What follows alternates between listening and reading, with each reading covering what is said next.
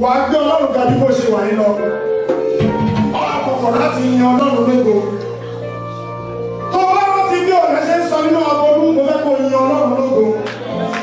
Tó bá rántí bí ìgbà kan bó ṣe wà ní fínà, fìdíbátù, òun ló fi sí ẹlẹ́nu náà bá kọ̀ọ̀kan wọ̀. Wàá yan Ọlọ́run lógo. Ìwọ onísìn lọ sí wá mọ iye gèdè tó jẹ́ pé tó bá fẹ́ wé ilé yìí, wàá tún ṣí kọ́lọ́dù wàá mú mi. Ẹlòmíì ti wá bí tó ti láṣọ níbi pé kó tó wá sí ṣọ́ọ̀ṣì lálẹ́ ṣe lọ́kọ̀ lóko. Ó wò pé a máa lọ sọ́dọ̀ ọ̀gá ìwé tí máa wá pọ̀ báyìí lọ. Ó mẹ́lẹ̀ ó bẹ̀rẹ̀ aṣọ ìròmí sì wà lórí bẹ́ẹ̀dì ilé bó ṣe wà ẹ̀jọ́ ó máa bá sọ̀rọ̀ bí akó wù ọ́. Ó yẹ kó ní Ọlọ́run lọ́wọ́. Ìwé ní sí àbálà kábíyà àtùbà tó ń bẹ́ẹ̀ dà nínú lọ́wọ́. Wọ́n ti lọ ní iṣẹ́ ìròmí ìlú ìjà. Wọ́n ti lọ sọ wọ́n ti ṣètò. Bàbá.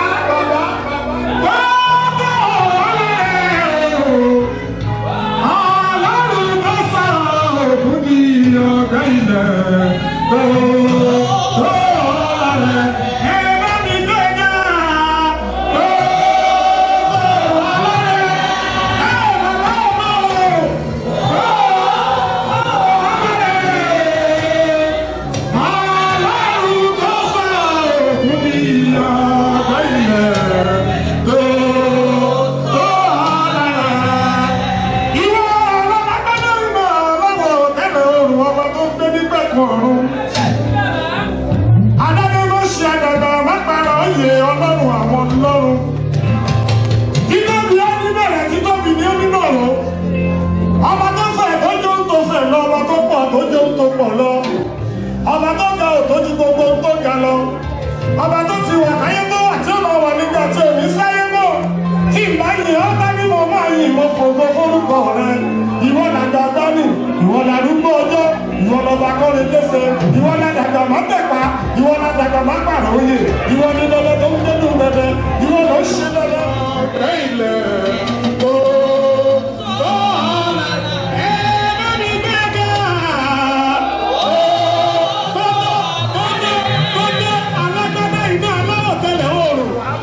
Ọlọ́run kó sọ fún ẹgbẹ́ kìí ṣe pé a fẹ́ dúpẹ́ tí ẹ bá fẹ́ dúpẹ́ lọ pé àmójúpọ̀ Ọlọ́run torí pé kò jẹ́ kí n kú ìyẹn kọ́ ni mò ń bẹ́ sọ mo fẹ́ ká yin Ọlọ́run ni kò wú Ọlọ́run nínú ẹwà títóbi ẹ̀ kò wú Ọlọ́run nínú bó ṣe tóbi tó ó wò àwò hallelujah a kàn ń fi tiwa kún ni a kàn ń ṣe kí ni a ń fi tiwa kún ni àwọn tó yin Ọlọ́run lókè wọ́n ti wà ní sẹpẹ́ Bíbélì sọ wípé wọ́n mú adé ewúrà orí wọn wọ́n mú lélẹ̀. Wọ́n ní ìyẹ́ mẹ́fà, wọ́n ní wọ́n fi méjì bo ojú, wọ́n fi méjì bo ẹsẹ̀, wọ́n fi méjì tó kù, wọ́n fi ń ké mímọ́ láti ọ̀sán àti òru 24/7. Sọ̀tọ́ bá yin Ọlọ́run kan fi tiẹ̀ kù ni. Tó bá yin Ọlọ́run ní ẹ̀sálẹ̀ ọkọ̀ jẹ́ kí tiẹ̀ pẹ̀lú àwọn tọ̀run ni. Àwọn kan yìn ín lójoojúmọ́ tí wọ́n ò dáwọ́ dúró. Oh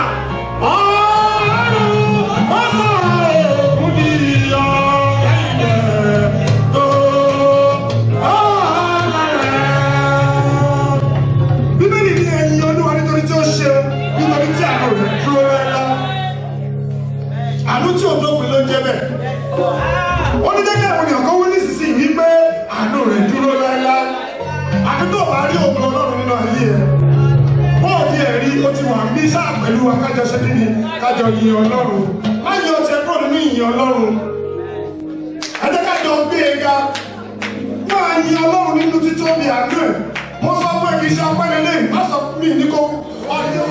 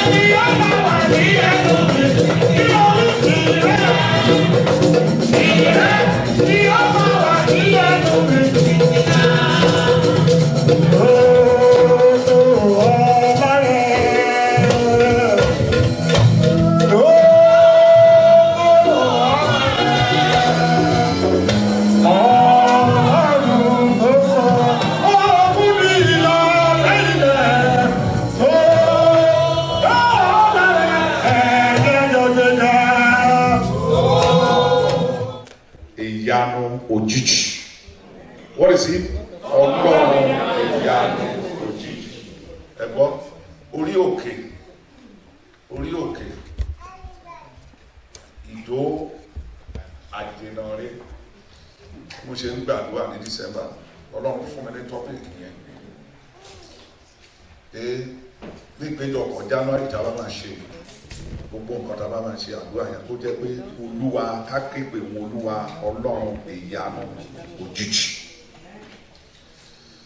ìyanu tí ènìyàn láyè, controversial miracle, argumentative one àbí tó ní àbí báwo ló ṣe dé lẹ́nu ṣe ń gbé lórí.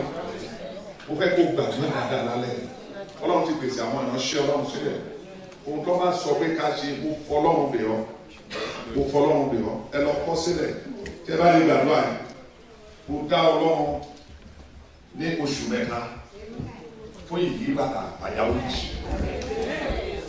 gbogbo ẹ̀dá tí ayé ti mọ̀ pé òun lè ṣe eré mọ́ gbogbo ènìyàn tó ti lò lọ́kàn rẹ̀ pé ó ti parí fún wọn ilẹ̀ ti ṣú ilẹ̀ àánú Olódùmarè ló ṣú ó fẹ́ kó fara kó fi mọ̀ ṣọ̀kan pẹ̀lú ìgbẹ́jọ ọkọ̀ ìlálẹ̀ ó ti ká máa lọ mọ̀ pé láti wọn àná akọ nílé nǹkan tí àwọn ènìyàn kì í mọ̀ ní wípé foundation láyé ó ṣe pàtàkì tí ilé bá máa dúró for years foundation yìí ló ti bẹ̀rẹ̀ tí ilé bá máa lẹ́wà tí ò ní wọ́n bùtà lọ pé àwọn tó kọ́lé wọn try láti foundation ni ìbẹ̀rẹ̀ ọdún iye ọ̀pọ̀lọpọ̀ ènìyàn rà ó yẹ kán lé foundation ó yẹ kán fi gbogbo ènìyàn àjọ ayé wọn kán fi lé àpáta tí ò lè dá nìyẹn Jésù Kristi kán dẹ̀ gbàdúrà bẹ́ẹ̀ tí ò lè gbàdúrà ènìyàn á ti dágbére méjì ọdún á ti máa sá gídàgídò ìbẹ̀rẹ̀ ọdún ni ó fi irú ẹ̀ ń ṣe lálẹ́ foundation rẹ̀ fi lélẹ̀ tó mo fẹ́ gbà yín lẹ́mọ̀ràn gbogbo àwa tí àwọn bíi bóyá iye àwa tí Ọlọ́run fẹ́ kó wà bíi lákòókò ìjà fẹ́ torí rẹ nìyẹn bóyá iye àwa tí Ọlọ́run fẹ́ fún ní ìyanu òjijì ló dẹ̀ pèsè síbí wo nígbà tó bá parí prayer yìí gbogbo àwọn tó ti yọ ṣùtì ètè sí ọ gbogbo àwọn tó ti tẹ̀ lórúkọ lọ́wọ́ ò pè ọ́ wọ́n ò wọlé níwájú Ọlọ́run tó ń sìn tó mo fẹ́ kó múra lálẹ́ gbàdúrà bẹ́ni pé òní gbàdúrà mọ́ tó bá jẹ́ ijó ni jó pé òjò ìṣẹ́gun lórí ogun ayé rẹ tó bá jó ni ló kọrin bí ẹni tó kọrin láti ẹnu ẹ̀mí tó ní ìgbàgbọ́ pé orin ìṣẹ́gun ni mò ń kọ ẹ orin ọpẹ́ ni èmi lọ lọ́pẹ́ orin ọpẹ́ ni mò ń kọ orin ọpẹ́ ìbẹ̀rẹ̀ òpin ọdún ni mò ń kọ ohun gbogbo tó bá máa ṣe lálẹ́ mo fẹ́ kó ṣe tayọ ẹ gbọ́ ìtúká tó gbélé ẹni tó máa ṣiṣẹ́ ìránṣẹ́ yòókù lọ́wọ́ Olúwa Ọlọ́run ìyanu òjijì nígbà tí Ọlọ́run sọ yẹn fún mi mo gbà á nítorí pé mo ní ìgbàgbọ́ nínú Ọlọ́run gbogbo ẹ̀yin tí ẹ̀dẹ̀ ọ̀nà mi ni pé mi ò lè ṣe àgàbà mi lè mú nǹkan kan mọ́ Bíbélì torí mo ní má jẹ̀mú Ọlọ́run sọ pé ọjọ́ tí bá ti fi nǹkan mọ́ Bíbélì ẹ gbàgbé ìgbé ayé mi ó dẹ̀ sọ fún mi tí ẹ bá fi nǹkan mọ́ tí ẹ bá béèrè lọ́wọ́ mi kí n lọ kọ́ sílẹ̀ ó di ṣiṣẹ́ so nígbèjọ pọ̀tálẹ̀ mo fẹ́ kó ní ìgbàgbọ́ mo fọlọ́run mi ọ nígbà tó dé ìjẹta èmi kéré tèmi bá kékeré dẹ̀ nìyẹn ọjọ́ Wednesday mo fẹ́ jáde kí n máa bọ̀ ní Bible study mo gbé Bíbélì mi mo ti múra àwọn ará ilé mi mọ̀ pé máa lọ ṣọ́ọ̀ṣì. tèmi ṣe máa rí tèmi ṣe níwọ̀n ìgbà tí mo bá wà láàyè máa rí tèmi ṣe. Open your mouth and say that. Máa rí tèmi ṣe. Máa rí tèmi ṣe. Níwọ̀n ìgbà tí mo bá wà láàyè máa rí tèmi ṣe. Ó pe orúkọ Jésù Kristi tó.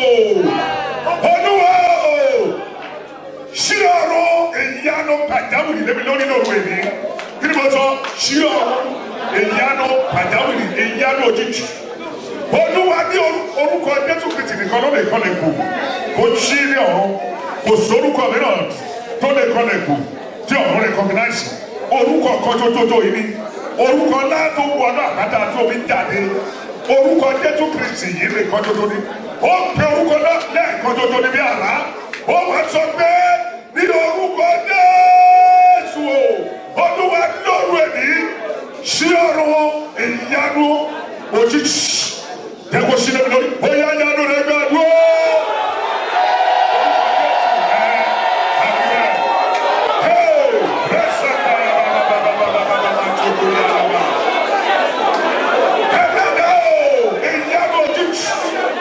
Orúkọ Jésù la fi bẹ̀rẹ̀ ó di àṣẹ. Ó di àṣẹ lónìí o nítorí má tẹ̀wé ìgbè nítorí má tẹ̀wé iṣẹ́ ìrọ̀tẹ́ tẹ̀wé ọ̀gá nítorí.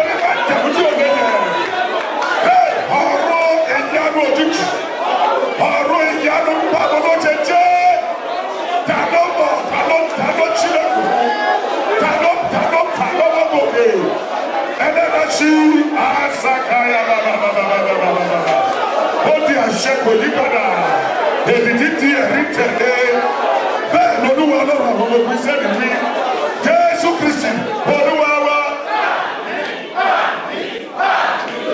ohun tí a wí yẹn ó di àṣẹ kò yí padà ẹ̀rí tẹ̀lé